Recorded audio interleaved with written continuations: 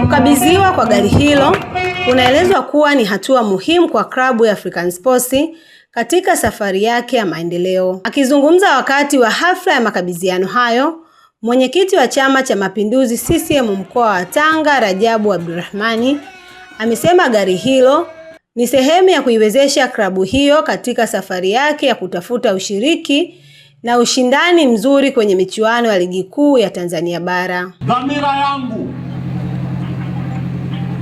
utashi wangu, klabu hii kwa sisi kushirikiana wote Wanatanga na wana African Sports, tunahitaji irudishe ukubwa wake. Nimedhamiria tutahakikisha kwenye klabu yetu hii tutakuwa na jengo hapa angalau la ghorofa 3. Mbali na kupokea gari hilo lenye thamani ya shilingi milioni 170, klabu ya African Sports pia imekabidhiwa msaada wa shilingi milioni 30, msaada ambao pia umetolewa kwa klabu ya Coastal Union ya jijini Tanga.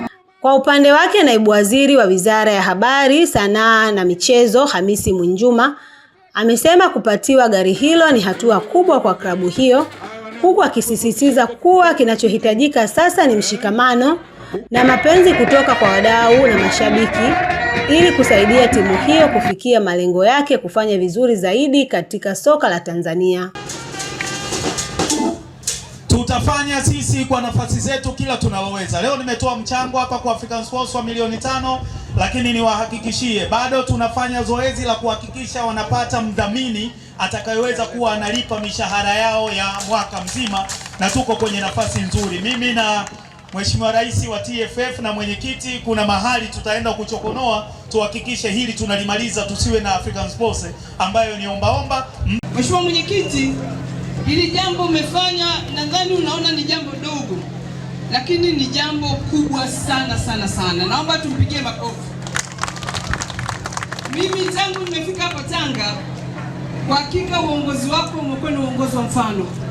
Nimejifunza mengi kwa jinsi ambavyo umekuwa karibu na unaguswa na shida za jamii.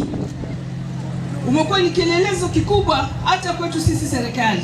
African Sports ni miongoni mwa klabu kongwe nchini ambayo kwa miaka ya nyuma ilikuwa tishio katika mashindano ya soka, ikiwahi kutoa ubingwa wa kombe la Jamhuri ya Muungano wa Tanzania mwaka 1988. Kutoka Tanga, mwanamichezo wako Raisa Saidi.